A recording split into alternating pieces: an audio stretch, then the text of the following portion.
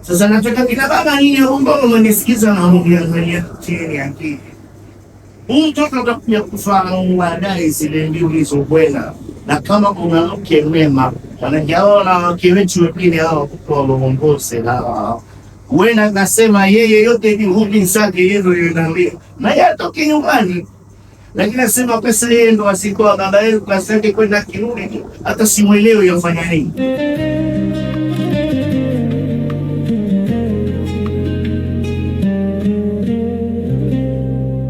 Maudhui yetu ya kuendelea kwamba asa labda leo ndio mwisho. Wakumbuka tulianza kuzungumzia malezi ya watoto. Ina maana kwamba lina mwanzo halitusi mwisho. Na inshallah kama muda tutafika tutamaliza nusu tutafiki na tutabidi tuendelee na Ijumaa ijayo. Changamoto za malezi ya watoto na mwongozo wake. Tumezungumza kuhusu malezi ya watoto takriban hotuba 8 ikiwemo hii ya 9 ambapo kama tunaangalia changamoto za sana na tumefafanua kwa urefu na kwa kifaa hai lakini leo mwisho vingine tunaangalia changamoto za malezi. Changamoto ya kwanza bila kupoteza muda kabla athari za kiteknolojia na mitandao ya kijamii. Nakubaliana na mimi nilichotafanya. Kwa leo wazazi moja katika ala ya malezi ambao wanaitumia sana ni simu. Mzazi akitaka kunyamazisha mtoto, mzazi akitaka kumtuliza mtoto, mzazi akitaka yani mtoto afanya na mtaka yeye kumpa simu. Kama hataki mshughulia mtaka nani, naomba mtoto simu.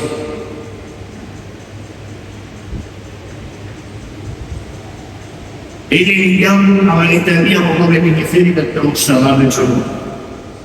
Baba yule mtoto anakuwa muda mingi الجوال ama المتحركة muda mingi ambapo alichukua simu. Bila simu hendi anapiga fujo, analia, analeta shida. Ima atakiwa ngema cheze, ama atakiwa zile nyimbo cheze, ama atakiwa katun.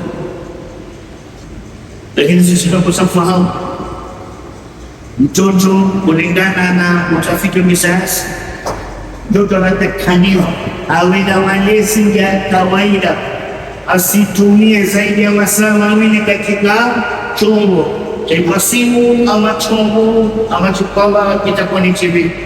Mtoto hafai kutumia zaidi ya masaa mawili kuangalia vitu hivyo. Akifanya hivyo, kuna sehemu kwenye ubongo wake inaathirika. Ubongo umezungukwa na utangu mweupe, na imethibitika kwa mtoto akiwa ni mwiko kuangalia screen, iwe ni simu, tablet, iPad, TV, ule utangu umenilia kuwa ule utangu unaanza kupotea, na ule utangu uhai wa akili. Ule utangu muhimu mkubwa sana katika malezi ya bongo, ili mtoto aweze kuwa na ufahamu mzuri, ili mtoto aweze kuwa na uelewaji mzuri, ili mtoto aweze kuhifadhi mambo. Sasa pindi utangu unapopungua, basi na mtoto katika kwa bongo unakuwa mtade, unakuwa hauendi kwa ile kasi hapo kwamba inayotakikaniwa kwenda na umri. Kwa wakati mzuri turudini. Unajua uvumbuzi wa hizi simu za touch screen na TikTok na WhatsApp, kwa sababu vijana hii ndio ya 2010. Angalieni hawa watoto wetu hao, angalia mwanao ambaye 2010 alikuwa shammoja na Mungu, na angalia mwanao wa Mola labda amezaliwa 2010, angalia tofauti yao. Na jaribu wewe kama mzazi ruhusu, angalia yule na kabla ya 2010 alikuwa kwa mdogo, alikuwa vipi, na huyu ambaye kwamba kwa baada ya 2010 yuko hivyo, utakuwa kuna tofauti kwa sababu hata ya namna kwa kwamba wana emotions andifa zao, yani namna ya kuelewa ambao namna ya kubeba mambo na kuyachukulia. Hawa ndio utasikia mara kwa mara, ni basi mtajua, basi anaonyesha ana tena faida ya kuwepo hapo, ni wao kwa sababu wameathirika na mitandao, ama zikujidhuru ikatangaza na kadhalika. Zamani sisi tulikuwa tunaondoka mtaa, tulikuwa influence center. Leo influence moja iko ndani ya familia. Leo mtoto hana haja kwenda nje, kuna tabia mbaya, ama kujifunza tabia mbaya, ama kujifunza maneno mabaya. Nchi kufaa ni zaidi ya mtaa, ni zaidi ya nchi. Maafa yake makubwa zaidi ya maafa tunapata daula kama mtaa. Angalau nje akifanya jambo ni lazima kuja kazi, unaona nao anafanya abusa fulani, ama akifanya hapo mtoto mmoja abusa au wewe unaona hapa wewe kuja tia kile na pale nje.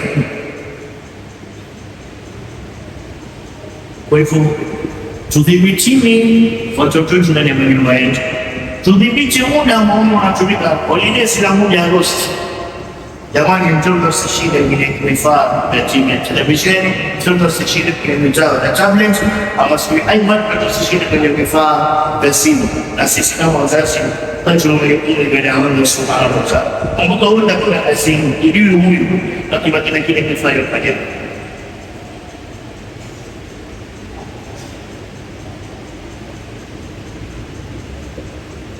Takubaliana na nini watoto hawa wana tabia, yani hawatoka siku hizi wana tabia za ukaribi zaidi, ubishani zaidi, kutomwelewa mzazi zaidi, na wengi wao wataka vile na kutaka wao wanawapeleka wazazi. Kuna hadithi ya Mtume sallallahu alaihi wasallam inasema dalili moja ya dalili za mwisho, wazazi watakuwa ni watumwa wa wanao au nasema kwa hiyo kueleza namna wazazi wanapita kwa chuma wanakwenda kulingana na programu. Wewe umeuleta mzazi kwa ajili ya matatizo shule, wanafunzi amemfunzia mzazi bila atakapokuja kusema, ama mzazi mpigie simu bwana mwalimu samahani, lakini huyu kadha na tafadhali usimwambie mimi nimemwambia ili niende in experience na mwenyewe kijewe binafsi mwambie mwalimu mimi mwenyewe ndio sasa naga mwalimu huyo mwanafunzi kadha na tafadhali asijue nimekuambia. Tuelekea wapi? Ikiwa sisi leo tutachelea baba kwa masomo yetu, tuelekea wapi? Na kesho tutakuja kufanya msikamo au watoto ima wanashika mikono kutia mikono kwa maneno tunayopatia, ama sisi kama ni waje wa peponi, lakini kwa sababu tulitelekeza na tukambuza malezi ni sasa ya mtoto wangu ndio sisi kwenda peponi kwa sababu hata tulaumu na tusababishe kesi mbele ya Mungu Subhanahu wa Ta'ala. Nukta ya pili, ukosefu wa mifano bora mwalimu wake. Tunawalea watoto malezi ya kuadisha, tunawalelea maisha yetu. Usipoingia tunalala, mchana unaingia tunaamka, wapingo kukaliwa, alhamdulillah na kule hali maisha yetu. Lakini wewe baba si mfano bora kwa mwanao, wewe mama si mfano bora kwa mama wako mwanao. Baba si mfano bora kwa mtoto wa kiume, mama si mfano bora kwa mtoto wa kike. Bali mara ngapi baba anasema Muhammad tena hivi bana sasa kwa bwana sitafutia kesi wewe na mimi ni mtoto. Watoto ni mama kama tena baba yao asiyajue haya. Tumepelekeza vipi mtoto?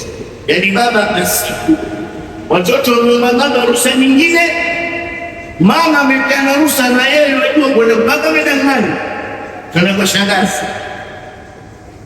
Mama yajua kwenda Nitosi, lakini mama amemfichia msichana wake au mdana wake kwa hapa, lakini mama hakika hiyo ndio wenda. Sasa wewe mzazi uliofichia mumeo kweli wa mambo katika masuala ya malezi, na wewe baba ulioungana na mwanao ukamficha mama, mwatarajia watoto kwa elimu. Sio hii haya ni Mungu haja kwa maana hii matarajia hao watoto watakuwa wawe watu wa aina gani? Umekusikana ifano bora na ile wewe ni baba, lakini wewe ni zaidi beste china baba sehemu sio rafiki wao. Na mimi ningependa wewe kama baba uwe mwanao kwa wewe kama kwa karibu zaidi, lakini usiwe beste na rafiki na mwanielewa. Maana ningesema tafutia rafiki na tafutia baba kwa rafiki ya mwanae na baba kwa beste ya mwanae, nafikiri ndio tofauti. Sitaje kufuata. Wewe ni mama, wewe si beste, wewe ni mama, wewe si swahilati. Huyu ni mtoto anataka malezi, anataka kuongozwa, anataka afundishwe, anataka akosolewe. Kwa mzazi lazima umcheze kama mzazi.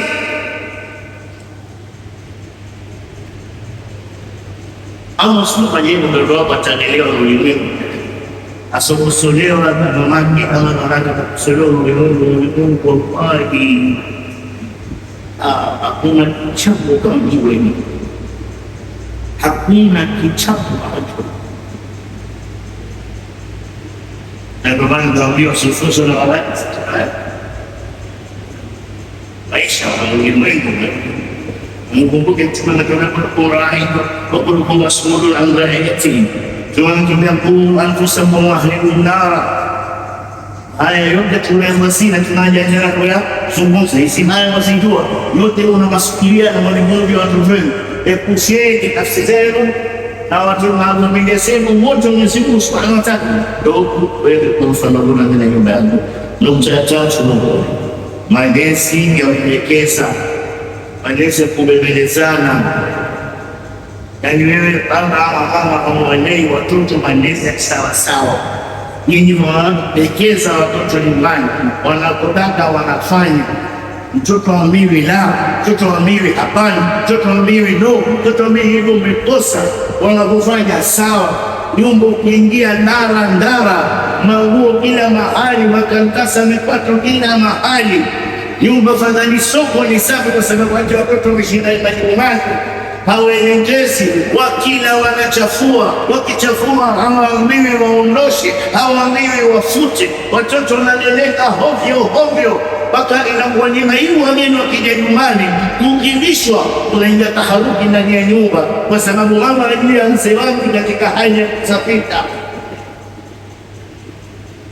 Unamtomea kwa mtu akienda kugajia kiti, kuna metalia pamba na inachoda aniambie wewe ndo wasikiaje wewe unamzuru kutembea ndogo kako kija mkadia pamba inachoda kwa sababu nyumba hazina usafi.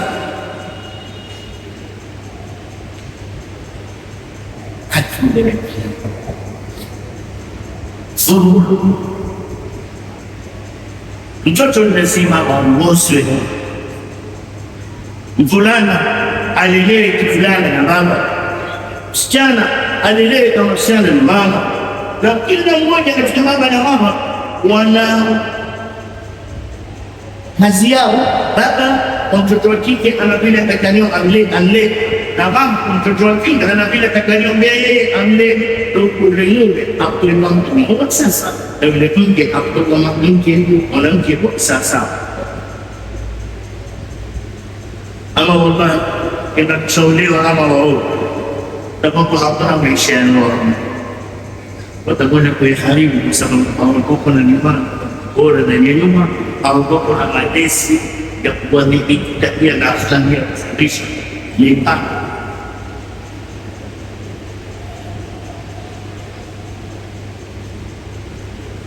Watoto lazima wajue kuna kupata na kukosa. Watoto lazima wajue kuna kupata na kukosa, kuna kupita mitihani na kuna kufeli, kuna tikisa maisha na kuna raha za maisha. Mtoto fahamu haya yote, si wewe mtoto nampa good time, ikifika siku za matatizo haujampa malezi kwa sasa. Ile unampa mtoto good time, baba ama mama ama mwanangu katika Mola mashallah maisha huja kama mazuri na kwa sasa ndio tunakuja kupata tabu ili nasema ambao mfujo gazi ndio maisha mazuri. Sasa watoto watakapojiua, watakapojinyonga, watakapojichanga changa hadi maisha kurudi. Mtoto leo mvumilivu, leo mtoto kuna wasiwasi siku zile ulikuwa una pesa furahisha. Sasa hakuna tutakuvumilivu hivi, ni kunatakana kuulia mtoto jumle maisha kudekeza mpaka wewe hawana subra, hauna uvumilivu, mimi kutaika shida ama tutashinda. Wewe ukilea mtoto leo mtu amepona, wajua huyu vipi au siku kesho huyu anaweza kusimamia hii nyumba, akalelea rudusi lao. Mimi sina umri mrefu, huyu ni mlee wa kiasi ambacho kwamba nipe mafundisho kiasi ambacho kwamba lau Mwenyezi Mungu mimi wanitoa huyu mwanangu hata miaka 15 aweza kuendesha nguo hivi. Ndio tunataka masahaba hapa tutoke rudini sira ya Mtume sallallahu alaihi wasallam, msiangalie sura tarbiya za masahaba ridwanullah alayhi, muangalie utashangaa leo tajibila siku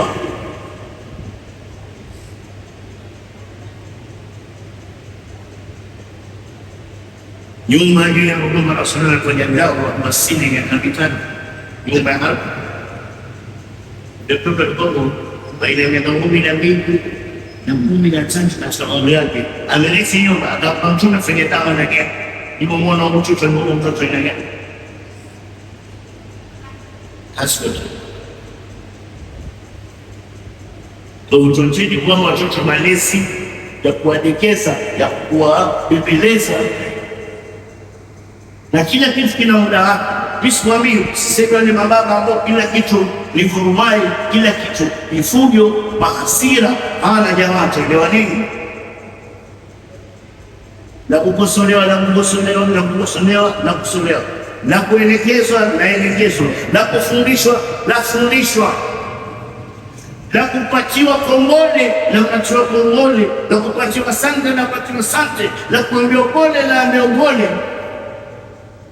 Hivi ndivyo nyumba inavyotaka iwe, si nyumba iwe ina hadi moja tu. Changamoto ya nne ni mgogoro ya wazazi. Siwe mfanye kitu fulani, usije sitini. Wewe baba na mama mnaenda mchisema siku moja ya na baba acheni kuongelea mama siku zote kwa ajili ya mama na ukali wake na dai kwa focus. Sasa kwa mama story hapo lakini ni mama wa sasa mara nyingi watoto kwa wanakuwa na mama shida haya in kawaida maisha baada ya chati nyingine ya kawaida. Mara nyingi mama anamkaribu zaidi na mwanangu fulani shida. Sasa baba sasa unamgongeza mama sisi kuombe na watoto wewe watafuta kuchukiwa na wanao hawana jali mama kusia wewe wao. Mama ni mama, kupikiwa kwa muda kuangaliwa wakati ni wagonjwa, kwa kuamka mama ndio siku ya kuwafanyia nini, amewafanyia nini. Wewe maskini kwa baba wewe wafanya shughuli nyingi sana, lakini kwa masikitiko makubwa watu hawayahesabu, kwa sababu wewe uko kazini kwa chuma huko nyumbani. Mara nyingi mama ndo anahesabiwa kwa sababu yuko ndani ya nyumba. Mtoto alipokachinga yeye ndo ndemcha bale, mtoto alivoungua mama ndo anaunguliza, mtoto alivoanguka mama ndo kanda guu. mtoto alipokuwa mgonjwa, mama ndo amemugusa. Wewe uko kazini, unalimalilia hospitali, wewe ndo umeleta hicho chakula kwa kipoma cha jiwa, hiyo mlasta ulileta wewe, hiyo bandeni umeleta wewe, hiyo panadoli ya kupoza umeleta wewe, lakini ile hesabu maskini wewe huna hesabu na maulema wa sababu huyuko. Sasa nataka kina baba hii ongo mnisikiza na uniangalia chini ya hii. Mtoto atakuja kufahamu baadaye zile ndio ulizokwenda, na kama kuna mke mwema wanajaona wake wetu wengine hao kwa waongoze hawa. Wewe nasema yeye yote juhudi zake yeye ndio yanaambia. Na yeye atoke nyumbani. Lakini nasema pesa yeye ndo asitoa baba yake pesa yake kwenda kirudi tu. Hata simuelewe yafanya nini. Wapo wanawake wanazungumza hivi, na mtamsee wametelekezwa, wanatupwa, mama akachukuliwa kwa sababu anasema yeye ndo alikwenda mbinguni. Na wewe ulikuwa ukichukua pesa ukimpa mama, mimi nakupa taarifa kama sisi tuna tabia. Poleni ina mama hivi na ambao kina mama wanasikia. Kwa hiyo sisi saingine uko chumbani tunasema 20,000 hizi sasa hivi 10,000 sasa hivi 5,000 sasa hivi ni wewe na yeye tu Mungu. Bali usitie kunyelesha na kufunga. Ukitaka alafu ndio kaenda shule. Akanipa fee. Wewe ndio ulitabisa kwa. Lakini mwenye kwenda kunipa fee ndani na mtoto mama, anaona tunakupenda vyo kuelemea si. Mupo. Isijui wote fanya. Lakini sasa zingine sheria kwa pesa sitainua hata kuzingi ndio kwa ya mama ndio tuishiri kileo. Wanawake wasahau na ndema.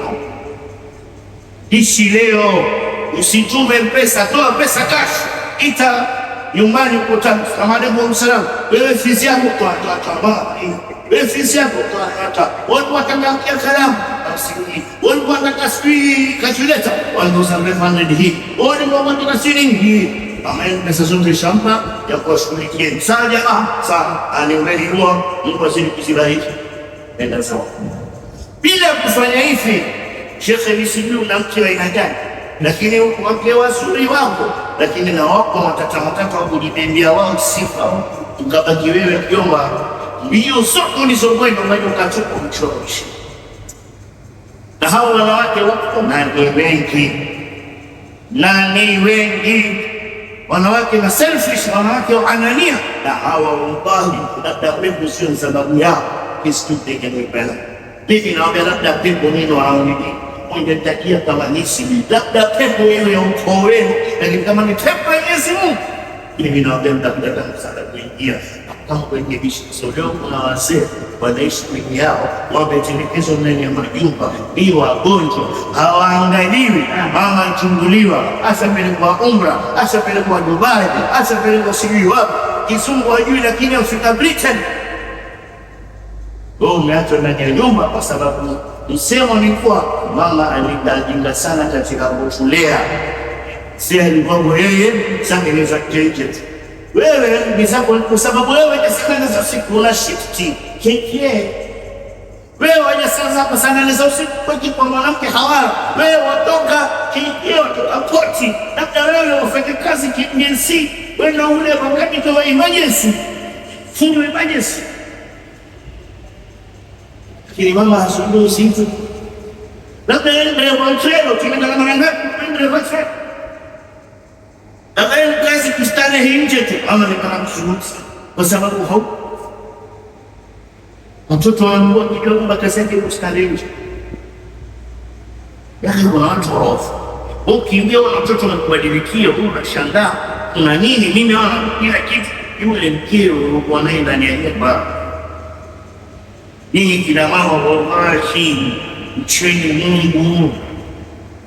Wanawake mcheni Mungu, mcheni Mungu ni wanawake. Pepo hamdaiona kwa namna mnamwomba Mwenyezi katika haki za Kristo. Na sisi tunasema watu wenda mbio hao wanaona wameshakia Mungu tena na mbio wanamume wanaiyo kama yabadilisha barabara kwa sababu umeolewa naye. Kisha wewe mwanamke unajisiwa kuolewa nao baba kaja kwa Kenya bila kumwambia labda mtoto pepo hiyo ya damu yako ama ya nyanyako wewe mwanamke unataka. Lakini kama ni mwanamke Mungu akampe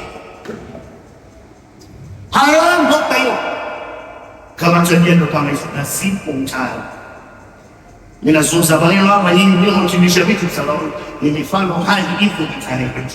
Kama nyinyi kuna mwanamke kama huyo, ndio karekebisha maneno. Kama kuna yule atakayeniona kwenye hizi video zinazosajiliwa matembezi kiasi kama hivi, wallahi ndio karekebisha maneno. Mpe mume wako haki yake. Wallahi tutachuna uso.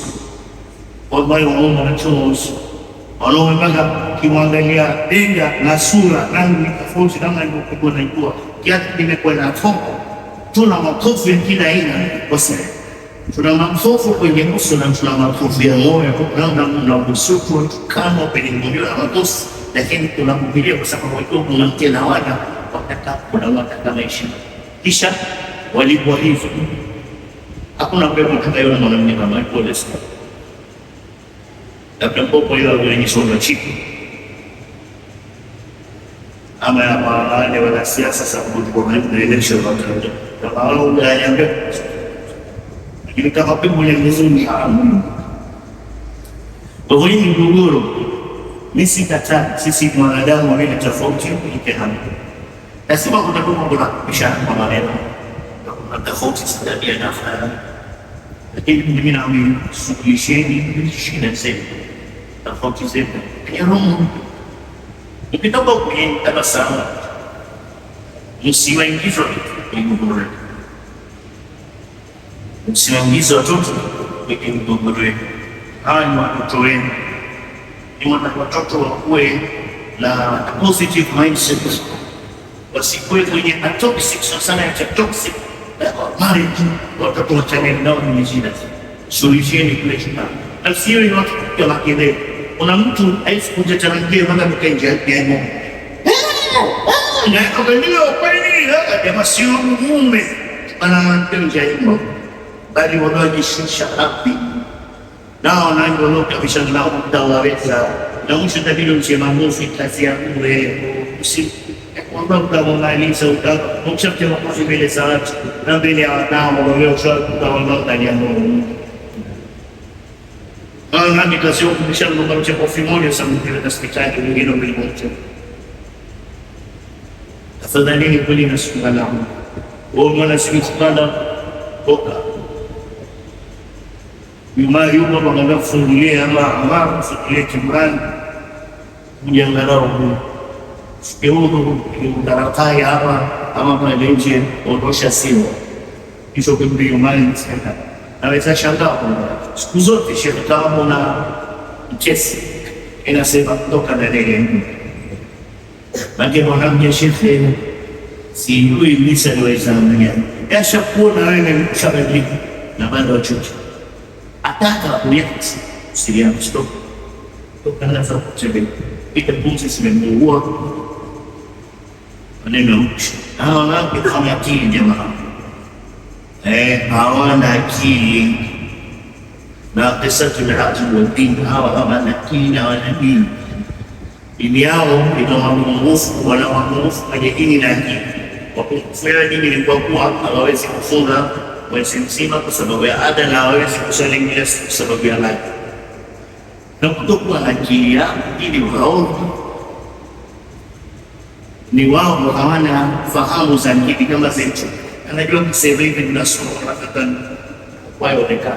Lakini mambo yako Allah Subhanahu wa ta'ala asema wanawake ndio mashahidi ni wangapi? Wanaume ndani moja kwa wanaume wawili wana mashahidi watakani wanaume wawili.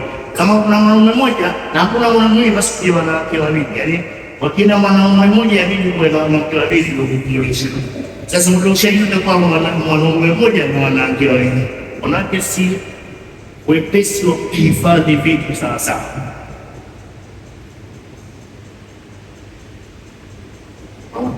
Na ni watu kusema baraka sana. Ndio maana mimi na mama nini utoke nyumba, toka wewe kirudi. Amesahau. Upike chai bado utaona fresh sana.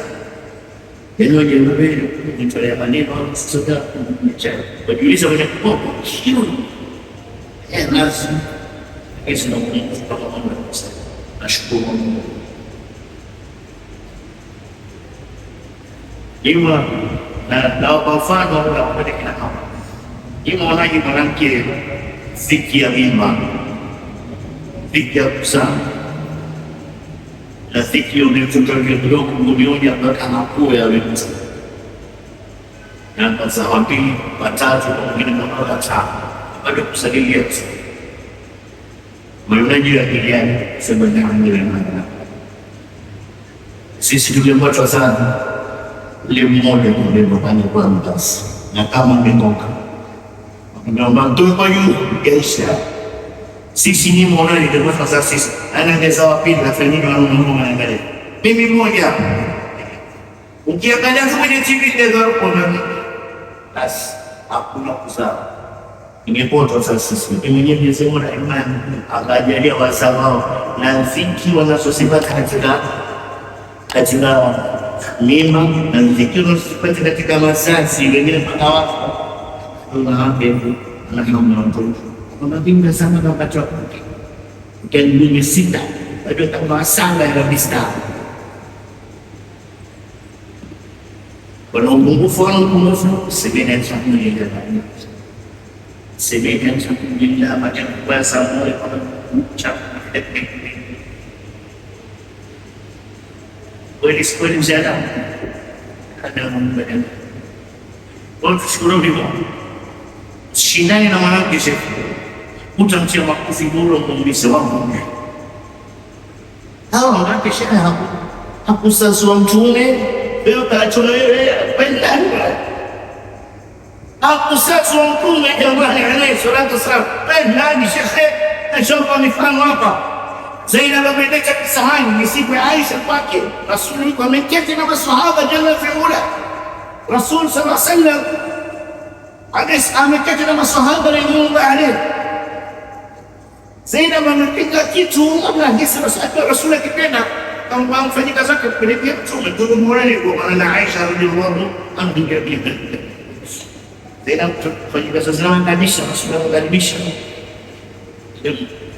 mfanyika sasa ndiye asema ya Rasulullah hii imetoka kwa Zainab Aisha alipojibu akakipiga bisani akamtapanga ikavunjika Rasulullah pekee maswahaba kafis ndio kani maswahaba kafis ile kuangalia jua ngoja rangi shuke kani waliwa kwa tasawuri Rasulullah anyanyuka kama Mtume alayhi salatu wasallam sema Rasul basi atajamu na ardhi akakusanya akakusanya ile ilomji akatafuta sana nyingine akaenda chakula akakusanya ile kama na Aisha mwenyewe mwenye sahani ilipa sahani wenyewe akachukua kile chakula nenda kati na maswala kaambia hapo kwa sababu mambo mama hivi ndio akaketa pale chakula ndani waswasi uniacha radiyallahu anha atakuwa mtume atakapo peponi na Mtume sallallahu alaihi wasallam leo mnafungo na Sufyan wao watakaati wanasubra baga cukup gambir sulit utama dia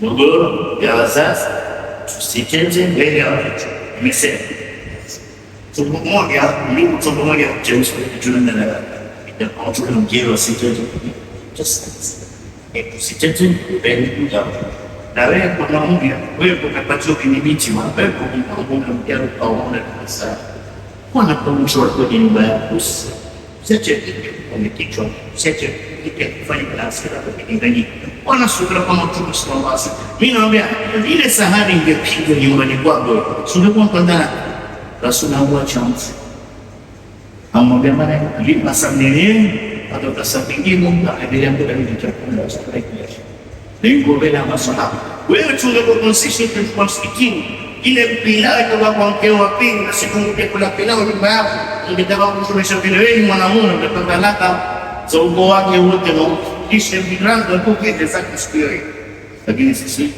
kutoa information to Mtume sallallahu alaihi wasallam kufa kwa mmoja wa wazazi kutoka kwa yatima ili changamoto. Leo nyumba za mayatima zilikizi bali leo na yatima biashara. Na yatima leo biashara poleni jamani. Lakini sema kweli kama wewe kama yatima na wewe ufanya lillah unaweza kula na kheri, lakini zile ambazo tunaziona zaidi ya 2 zaidi ya 3 ni biashara. Na kwa biashara kwa siku mimi nachukua watoto huko tunakwenda kutoa sadaka kwa mayatima na mlemo tangu tukapokewa na kiatika mayatima tukatoa kutoa kwa kauli mwingine kama zile yule kiatika akapigia simu akaniambia bwana shekhe bwana kama safari mtaleta mimi sigongune tena mimi nafungua yangu akaja zaidi biashara si biashara. Kwa bwana unikumbuke na mimi nimefungua nini yangu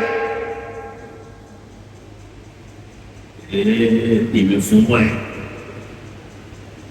na yatima kipata wallahi familia mpaka sababu Rasul Ismail ule yatima si rahisi na si sahali na si haina uwepesi akimu ina uzito. Ndio maana zawadi yake mbeko kitoboa ana wakazi yatima hakadha fil janna, mimi nataka yule yatima tutakuwa hivi peponi, utakuwa hivi peponi na mtu maskini yule yatima atakusaidia au fanya kishika, utakuwa na uzito katika malezi yake. Lakini wewe utakapepo utamulia mafito ili uje peponi, mle yatima uwe kama mtu. Sasa usimpeleke yatima kwenye hofu. Mtoto ndugu anakufa mle wewe, mtoto atakapo kufa mle wewe, msiache lelewe na wengine wakateseke. Usimpeleke kule leo daro kaita usimpeleke na zile matatizo zimefika hadi mpaka watoto wananyanyaswa ni wabezi kwa sisi.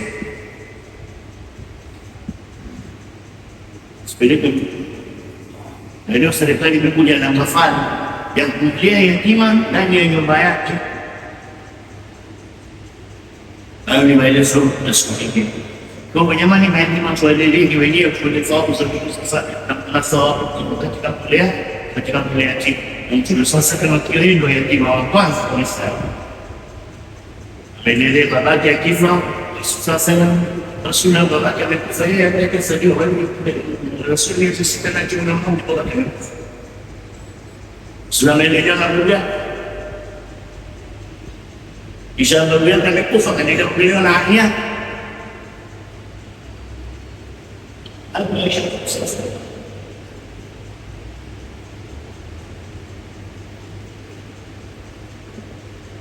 Talaka nadhari sana talaka jina jinsi ukosema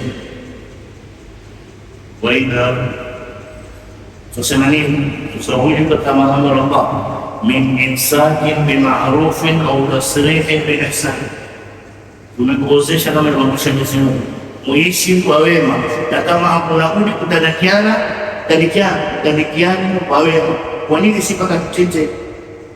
Kwa nini sisi mpaka tuchete? Mimi nauliza kwa nini hata kama vile tulioana kwa wema tusipachana kwa wema tusimulia watoto wadai usikana, lakini mpaka tuingie Mungu mbele ni mwanamke mkenuvu sana wewe mwanaume mkenuvu na mwenye mtoto kimoja kunauma atakasia atakusambazia ya kweli mabaya ya roho wewe kwa nafsi kwa ajili ya watoto wako. Na wanaume wengi wanachibikisa Mungu kwa wanapokushia chaka na mwanamke na kuna mdaiwa kushuhudia yote likeza hapo, lakini kesho wallahi nakwambia labda mbegu ile ya utoa ama iwe ya babu yangu ama nyanya yangu ungibe kwani kama ni Mwenyezi Mungu, na wewe umetuma watoto wako wakapata fakta na wakadhalilika hapa kwa sababu wewe uko unakula good time na mkimuvile na watoto wako. Kuna watu hawana akili kabisa, anaachana na mke anakwenda kuoa mwanamke ana watoto kisha anakwenda kulea watoto wenzake anasahau wapi isikwambia wale wako unaoa mama mapenda pema vizuri sherehe vizuri sikwambia usi kwa huruma, lakini shekhe usiwasahau waona jumbe la Mwenyezi Mungu wale sikumuda kwake wale wewe ongeza mapenzi ndio kwa mama yao in hao ndio tunakundisha ni mkiamu fuati Hizi ndio changamoto leo, kila mtu anaangalia majukumu yake, kwa Mwenyezi Mungu pia atasahihisha. Kwa sababu leo sisi tunajifanya mastora wewe ndo maisha yako ni magumu, lakini wallahi tukamfuata Mwenyezi Mungu na maadili yake na mafundisho yake na kwa sasa ya Mungu anaweza kukusaidia. Wallahi this is the yoga stage kwa Kongo. Lakini leo mambo yanaenda ndivyo sivyo, kwa sababu na sisi tuambia dini ndivyo sivyo, si kama ilivyo inastahili.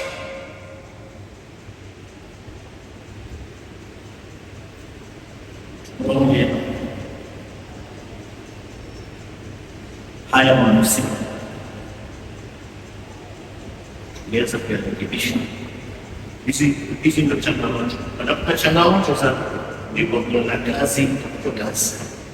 Hali maisha imebadilika, kwa sisi nyumba two bedroom inabidi tuwe kwa one bedroom, balkoni kama na kiume, ile room kama kike. Leo sasa kuna mlo kwenye ile nyingine ile la mmoja ni hapo na kero tokiki sikikomo tutakuwa balkoni. Maisha badilika. Hii ni changamoto. Ina mama wana subra na mama. Kama ulivyoona good time na yeye kuna subra sasa, Mungu wangu kidogo ameleta mtihani. Asante kwa Mwenyezi Mungu, sitoki kwa wanadamu. Asante si bibi yako. Hata mtu na mimi wadau usema makosa makubwa, mtu kuona ni bibi yake. Riziki wallahi si bidii. Riziki si nguvu, riziki si ujuaji, si uelewa, si kusoma sana. Riziki kutoka kwa Mwenyezi Mungu Subhanahu wa Ta'ala, na ndio maana Mwenyezi Mungu hakumpa mtu yoyote funguo za riziki, kabaki nazo mwenyewe.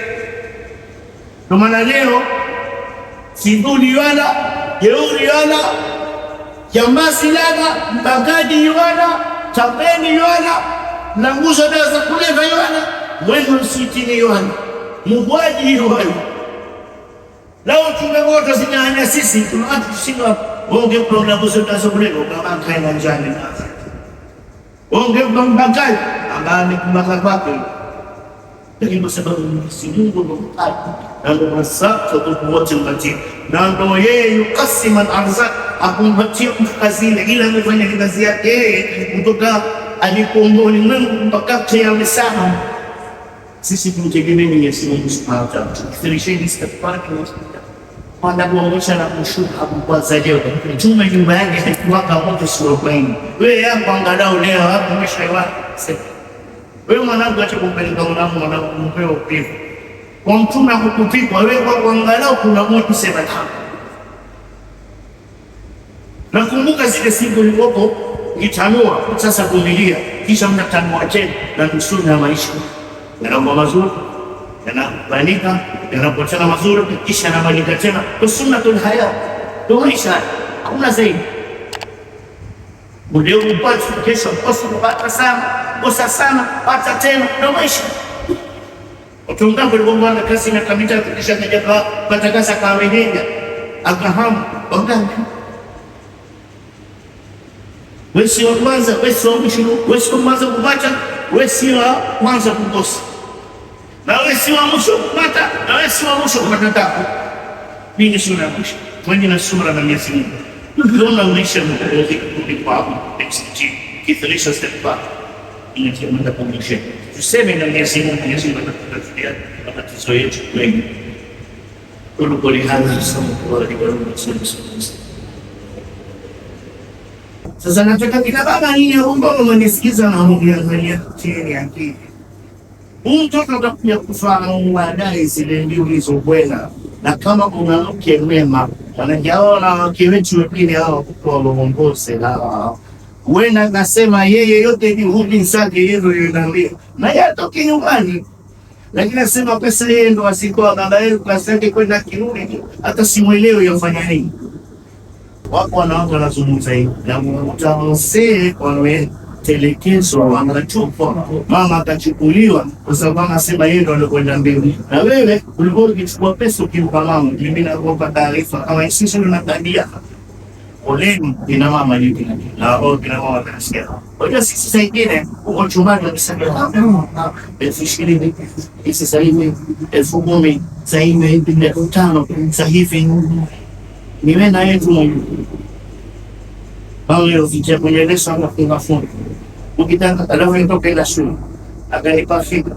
Wewe ndio ulichomesa kumwani. lakini mwenye kwenda kulipa fee nani na mtoto mambo wangu tunakupenda vyo kuwalemea si mupo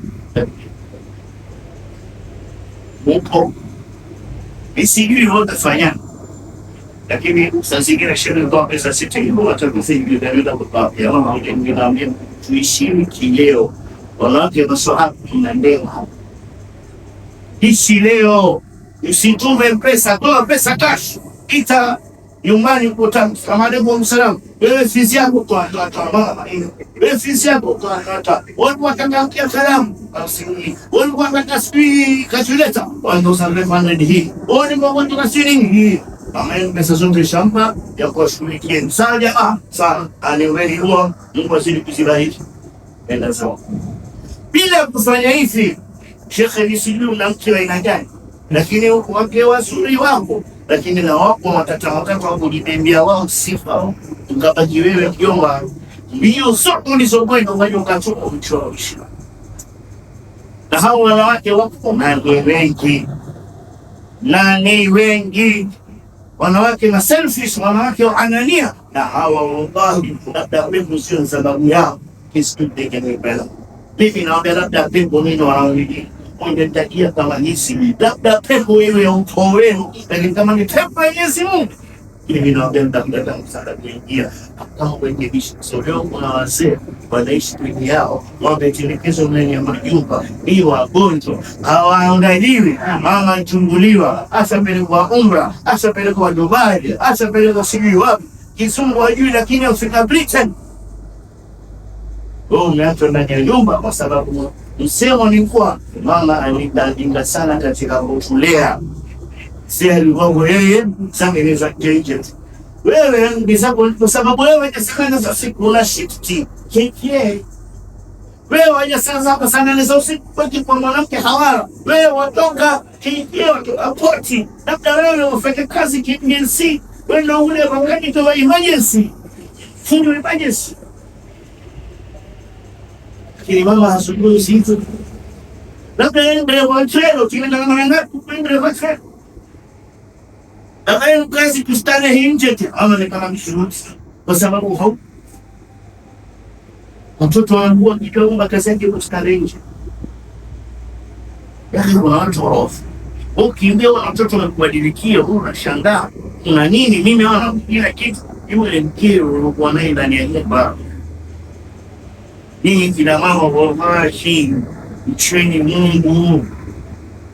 Wanawake mcheni Mungu, mcheni Mungu ni wanawake. Pepo hamdaiona kwa namna Mungu umesema katika haki za ulezi na sisi tunazosema watu wenda mbio hao. Kwa wanaume hatia Mungu tena na mbio wanaume wanaigo kama wabadilisha barabara. Kwa sababu umeelewa naye. Kisha wewe mwanamke unaongea sio kuomewa nao. Baba kaja kwa Kenya. Inakwambia labda popo pepo iwe ya damu yako ama ya nyanyako wewe mwanamke utaingia. Lakini kama ni pepo ya Mungu haram hotayo kama tujendo kama hizo na simple mtani. Ninazungumza bali mama nyinyi ndio mtumisha vitu sababu ni mifano hai ipo mtani kwetu. Kama nyinyi kuna mwanamke kama huyo ndio karekebisha maneno. Kama kuna ule atakayeiona kwenye hizi video zinazosajiliwa matembezi kiasi kama hivi, wallahi ndio karekebisha maneno. Mpe mume wako haki yake. Wallahi tutachuna uso. Wallahi mume anachuna uso. Wanaume mpaka kiwangalia benga na sura nangu ni tofauti namna nilivyokuwa naijua. Kiasi nimekuwa na fomo. Tuna makofi ya kila aina kwa sasa. Tuna makofi kwenye uso na tuna makofi ya moyo na msuko kama pelingonyo na makofi, lakini tunavumilia kwa sababu wao kuna mtena wada wanataka kuna maisha. Kisha walikuwa hivi. Hakuna wewe mtakayo mwanamke kama pole sana. Labda popo hiyo kwenye songa chiko. Ama wale wanasiasa sasa kwa election wakati. Kama wao wananiambia ili kama pepo ya Mwenyezi haramu. Kwa hiyo ngogoro mimi sikatai, sisi wanadamu wawili tofauti ile hapo. Lazima kutakuwa kuna bishara kwa maneno. Kuna tofauti sana na lakini mimi naambia suluhisheni shida zenu, tofauti zetu ya roho. Ukitoka ukitabasamu, msiwaingize migogoro, msiwaingize watoto kwenye migogoro yenu. Hawa ni watoto wenu, ni watoto wakuwe na positive mindset, wasikuwe kwenye toxic. Sana ya toxic marriage, watoto wachane nao ni shida. Suluhisheni kule shida, na sio ni watu kwa makelele. Kuna mtu aisikuja tanambia hata mkenja yenu na kubendio kweli jamaa sio mume ana mkenja yenu, bali wanajishusha rafi na wanaanza kabisa na utawaweza na mshitabilo msema mufi kazi ya mume usi kwamba utamaliza utamshauri mambo mbele za watu na mbele ya wanao leo sio utaona ndani ya Mungu. Na because yo mshamba kwa mche kofi moja sana ndio hospitali wengine wamekuja. Afadhali ni kweli na sura langu. Wao mwana sikupanda toka. Nyuma yuko kwa ngana fungulia ama ile kimrani kuja ngarao huyu. Sio darata ya hapa ama kwa lenje ondosha sio. Hicho ndio mali sana. Naweza shangaa kwamba siku zote shirika kama kuna kesi inasema kutoka ndani lakini wanaambia shirika si wewe mlisa liweza dunia yasha kuona wewe mshabiki na bado chuchu ataka kuyesu silia stop toka na sababu chebe ita pumzi simemuua maneno hawana kama akili jamaa hawana akili na pesa tunahatu wapinga hawana akili na wanadini dini yao ikawa mwofu wala waofu kwenye dini na akili wakufanya dini ilikuwa kuwa hawawezi kufunga mwezi mzima kwa sababu ya ada na hawawezi kusali ngine kwa sababu ya laya na kutokuwa na akili ya dini wao ni wao hawana fahamu za akili kama zetu. Anajua kusema hivi tunasoma nataka waonekane lakini ndio kweli basi Allah Subhanahu anasema wanawake ndio washahidi ni wangapi wanaume ndani moja kwa wanaume wawili wanawashahidi watakani wanaume wawili kama kuna mwanaume mmoja na kuna mwanamke basi pia wanawake wawili yani wakina mwanaume mmoja inabidi kuwe na wanawake wawili ndio kujirisha sasa ndio ushahidi kwa mwanaume mmoja na wanawake wawili wanawake si wepesi wa kuhifadhi vitu sawa sawa.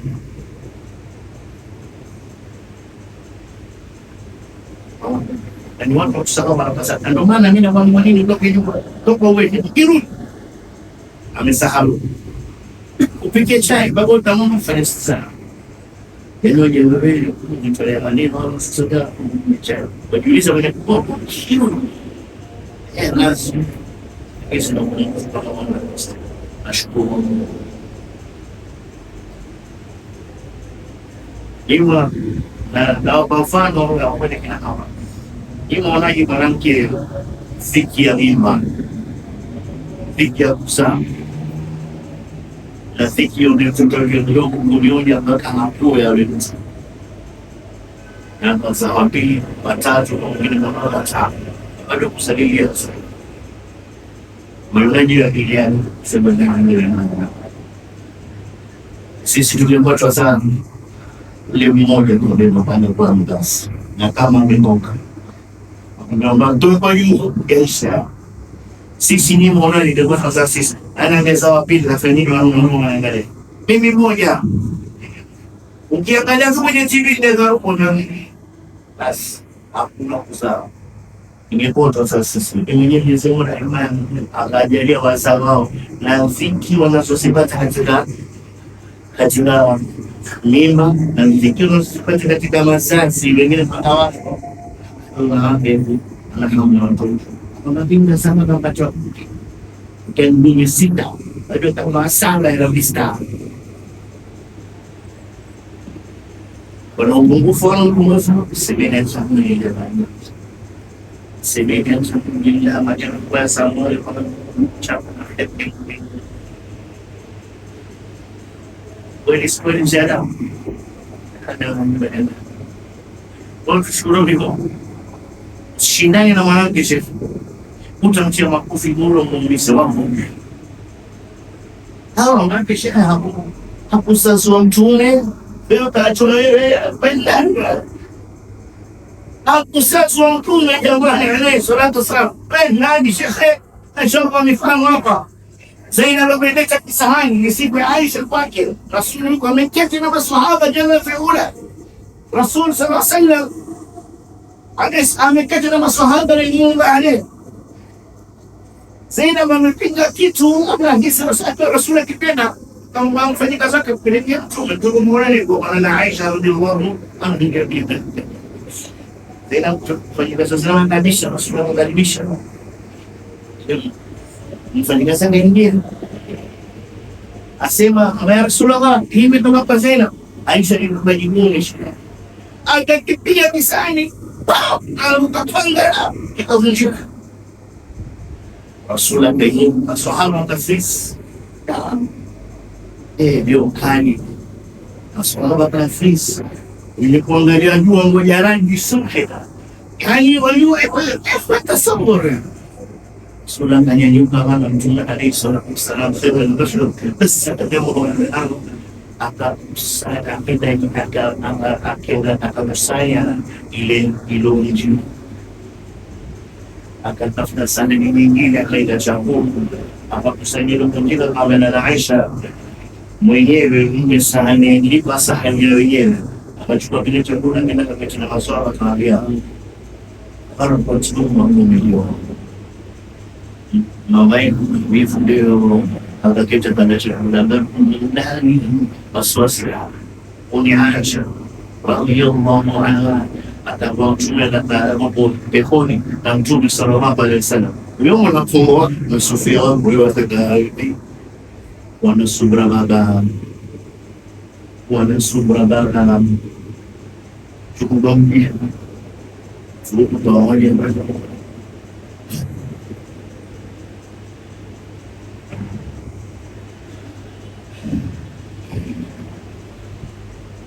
mgogoro ya wazazi tusicheze mbele ya watu. Nimesema tumbo moja ndugu, tumbo moja kuchemsha tunataka ya watu wengine wasicheze,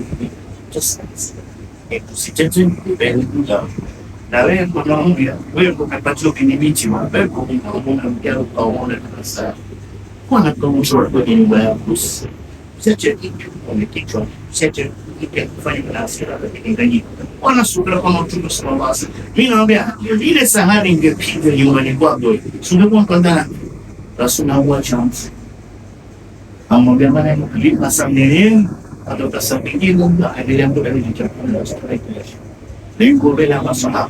Wewe tunapokonsisha kwa msikitini ile pilau kutoka kwa mkeo wa pili na siku nyingine kula pilau nyumba yako ungetaka kumsomesha vile wewe mwanamume ungetaka laka za ugo wake wote na kisha vigrand na poke za historia. Lakini sisi kutoa mfano wetu ni sallallahu alaihi wasallam. Kufa kwa mmoja wa wazazi kutoka kwa yatima ili changamoto. Leo nyumba za mayatima zilikizi pale leo yatima biashara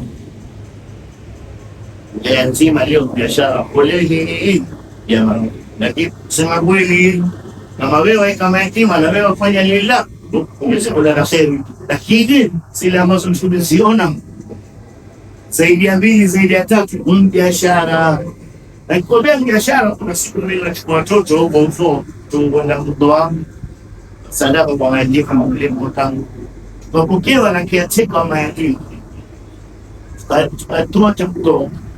Kwa kauli mwingine kama zile yule kiateka akampigia simu akaniambia, bwana Sheikh bwana kama safari nitaleta mimi sigongule tena, mimi na fungwa yangu akajaza ile biashara sikasha kwa bwana unikumbuke na mimi nimefungwa nini yangu imefungwa na yatima kipata wallahi familia mpaka sana. Rasul sallallahu Uliachiwa si rahisi na si sahani na haina uwepesi. Ina uzito, na ndio maana zawadi yake mpepo kitoboa ana wakasimu yatima hakadha vijana. Mimi natatengelea yatima, tutakuwa hivi peponi, utakuwa hivi peponi, na mtu maskini yule yatima atakuwa sahani amefanya kishika, utakuwa na uzito katika malezi yake. Lakini wewe kata pepo utavumilia mazito ili uje peponi, umlee yatima uwe kama mtu. Sasa usimpeleke yatima kwa nyumba fulani, mtoto ndugu yako familia wewe, mtoto yako akusamlee wewe, msiacha lelewe na wengine atiseke. Usimpeleke kule leo daro kaita usiku na matatizo. Zimefika hadi kwa watoto wananyanyaswa bila wapenzi bila tuseme. Usipeleke. Leo serikali imekuja na mafani ya kumlea yatima ndani ya nyumba yake. Hayo ni maelezo nasubiri. Kwa jamani, mayatima tuwaleleni wenyewe, tuende sababu sasa na kuna sababu katika kulea yatima. Mtu sasa kama kirendo yatima wa kwanza kwa sababu amelelewa baada ya kifo. Sasa Rasulullah babake amekufa, yeye amekesajua wali Rasulullah sisi na jina Mungu kwa Islam ile jana ndio kisha ndio yake amekufa, anaenda kuliona na ahya.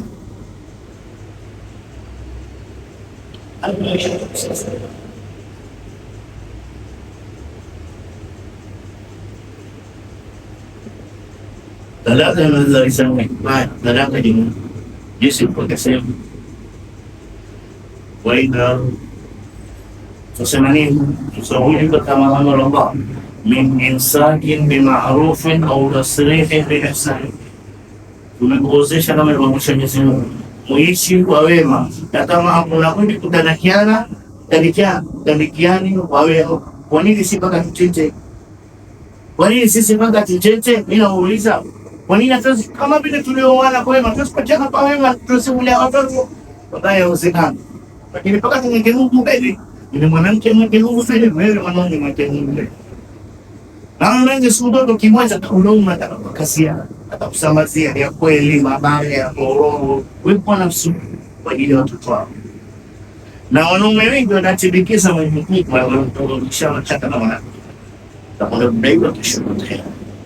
Yote likeza hapa, lakini kesho wallahi nakwambia labda pepo ile ya uto ama ile ya mauyamba wa yenye kudungibe mwani na mani ya Mwenyezi Mungu, na wewe umetuma watoto wako wakapata fata na wakadhalilika hapa kwa sababu wewe upo unakula good time na mkimuvile na watoto wako. Kuna watu hawana akili kabisa, ana achana na mke, anakwenda kuoa mwanamke na watoto, kisha anakwenda kulea watoto wenzake, anasahau wake. Isikwambia wale ya ulomo ama mama wapenda au penda vizuri, sherehe vizuri, sikwambia usi kwa ngoma, lakini shete usiwasahau waona yupo mbele ya Mwenyezi Mungu, wende sikumuda kwa wale leo ongeza mapenzi ndio kwa mama yao. Ili hao ndio tunakuuliza ni mkea mfuati. Hizi ndio changamoto leo kila mtu anaangalia majukumu yake kwa sababu Yesu mpenda sahihi. Kwa sababu leo sipojifanya mastora wewe ndo maisha kwa Mungu. Lakini wallahi tukamfuata Mwenyezi Mungu na maadili yake na mafundisho yake na mtoto sasa kwa Mungu anaweza kukusaidia. Wallahi this is the yoga sitachokuwa Kongo. Lakini leo Mungu yenda ndivyo sivyo, kwa sababu na sisi tuambia dini ndivyo sivyo, si kama ndivyo tunakustahili.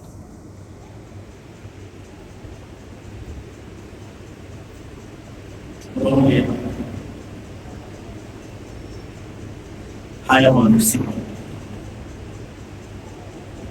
yaweza kuyarekebisha.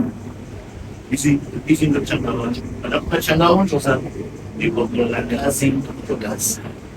Hali maisha imebadilika, kwa nyumba two bedroom imebidi tuende kwa one bedroom, balkoni kafanya kwa kiume, ile room kama kike. Leo sasa kuna mgao kwenye ile nyingine ile mmoja ni hapo na mkeo, watoto kike sikikumu, watoto kiume balkoni. Maisha yamebadilika. Hii ni changamoto. Ina mama wana subira na Mungu. Kama ulivyoona good time na yeye wana subira, sasa Mungu wangu kidogo ameleta mtihani. Arzaki zitoka Mwenyezi Mungu, sitoki kwa wanadamu. Arzaki si bidii yako, haki ya Mungu tena. Na mimi wadau usema makosa makubwa, mtu kuona ni bidii yake. Riziki wallahi si bidii. Riziki si nguvu, riziki si ujuaji, si uelevu, si kusoma sana. Riziki kutoka kwa Mwenyezi Mungu Subhanahu wa Ta'ala, na ndio maana Mwenyezi Mungu hakumpa mtu yoyote funguo za riziki, tabaki nazo mwenyewe. Ndio maana leo sidhuli wala jeuri wala jambazi wala mbagaji wala tapeni wala langusha dawa za kulevya wala mwendo msitini wala mubwaji wala. Lao tungewote zinanya sisi tunaacha tusinga onge problem zote za kulevya kwa banka ina njani na onge bankai angani kumaka kwake. Lakini kwa sababu Mwenyezi Mungu ndo mkali na ndo rasabu tutuwote mbati na ndo yeye yukasima al-arzaq akumpatia mtu kazi ile ila amefanya kazi yake yeye kutoka alipoondoa ulimwengu mpaka tayari sana. Sisi tumtegemea Mwenyezi Mungu Subhanahu wa Ta'ala. Tukithirisheni istighfar kwa kuongosha na kushukuru hapo kwanza leo. Tuma nyumba yake haikuwaka moto sio kwenu. Wewe hapo angalau leo hapo umeshaiwa. Wewe mwanangu acha kumpeleka mwanangu mpeo upepo. Kwa mtuna kukupikwa wewe kwa kuangalau kuna moto sema tano. Nakumbuka zile siku nilipopo nitanua sasa kuvumilia kisha mnatanua tena na msuna ya maisha. Yanakuwa mazuri, yanabadilika, yanapotana mazuri kisha yanabadilika tena. Kwa sunnatul haya. Ndio maisha. Hakuna zaidi. Ndio upate kesho kupata sana, kosa sana, pata tena. Ndio maisha. Utunga mbona na kasi na kamita kisha kaja patakasa kawaida. Akahamu, oganga. Wewe si wa kwanza, wewe si wa mwisho, wewe si wa kwanza kupata, wewe si wa kwanza kukosa. Na wewe si wa mwisho kupata, na wewe si wa mwisho kupata tao. Mimi ni sura ya mwisho. Twende na sura na Mwenyezi Mungu. Ndio maisha ni kwa expertise. Kithirisha istighfar. Inasema kwa mwisho. Tuseme na Mwenyezi Mungu, Mwenyezi Mungu atatufikia matatizo yetu kweli. Kullu qawli hadha sallallahu alaihi wa sallam.